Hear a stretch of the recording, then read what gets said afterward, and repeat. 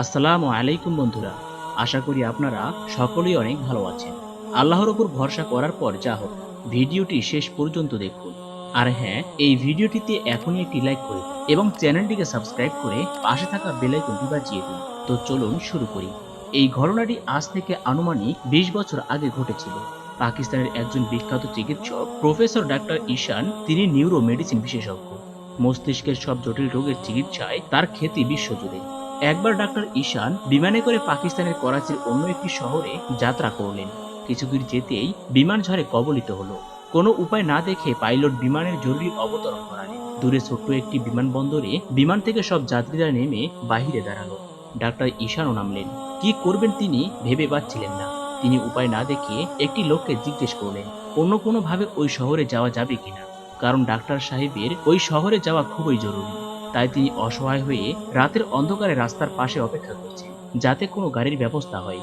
শেষ পর্যন্ত অনেক কষ্টে কোনো না কোনোভাবে ডাক্তার ঈশানের জন্য একটি গাড়ির ব্যবস্থা হলো। ডাক্তার সাহেব গাড়িতে রওনা করলেন মূল শহরে গিয়ে গাড়ি ধরার জন্য। অচেনা গ্রামের মেঠো পথে আঁকাবাঁকা হয়ে গাড়ি চলছে। তখন গভীর রাত, চারদিকে বিদ্যুৎ চমকাচ্ছে, যেন আকাশের সব মেঘ আজ ধরার বুকে নামার প্রতীক্ষার প্রহর গুনছে। না, এই পরিস্থিতিতে আর এই ভ্যান গাড়িতে বসে থাকা সম্ভব না। ডাক্তার ঈশান বড্ড ভয় পাচ্ছেন। তিনি লক্ষ্য করে দেখলেন দূরে একটা ছোট কুটির দেখা যাচ্ছে। সেখানে নিভু নিভু আলো জ্বলছে। তখন ডাক্তার ঈশান ভাবলেন কি করবেন তিনি, সেই ছোট্ট কুটির ঘরে যাবে কিনা। ডাক্তার ঈশান শেষ পর্যন্ত দৌড়ে গেলেন ঘরের দিকে। তিনি দরজার সামনে গিয়ে কড়া নাড়লেন। বেশ কিছুক্ষণ পর এক বৃদ্ধা মহিলা দরজা খুললেন। ডাক্তার তার সমস্ত ঘটনা খুলে বললেন এবং রাতে থাকার আশ্রয় চাইলেন। বৃদ্ধা ডাক্তারকে আপ্যায়ন করলেন, অজু নামাজের ব্যবস্থা করলেন। ডাক্তার ঈশান তখন দেখলেন নামাজের বিছানার পাশে একটি অসুস্থ ছোট্ট শিশু ঘুমিয়ে আছে। ডাক্তার সাহেবকে জিজ্ঞেস করলেন এই শিশুটি কে এবং তার কি হয়েছে। বৃদ্ধা উত্তরে বললেন এই শিশুটি আমার নাতি। তার বাবা মা মারা গেছে কয়েক বছর আগে। সে খুবই অসুস্থ। তার চিকিৎসা এদেশে কোনো ডাক্তারই করতে পারছে না। অনেক ডাক্তারের কাছে অসহায় হয়ে ঘুরেছি, কোনো লাভ হয়নি।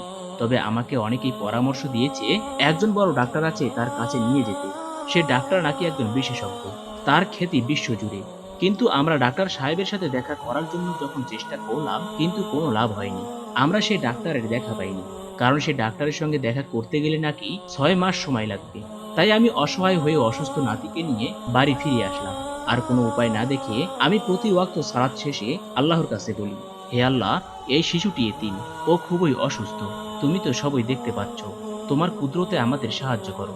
আমি আজ পর্যন্ত তুমি ছাড়া কারো কাছে সাহায্য চাইনি। হে আল্লাহ, তুমি আমাকে সাহায্য করো। তুমি ওই ডাক্তার সাহেবের সাথে আমার দেখা করার সহজ পথ বের করে দাও। তখন প্রফেসর ডাক্তার ঈশান বললেন, মা, সেই ডাক্তারের কি নাম? আপনি কি আমাকে বলতে পারেন? বৃদ্ধা তখন উত্তরে বললেন, সেই ডাক্তারের নাম ঈশান খান।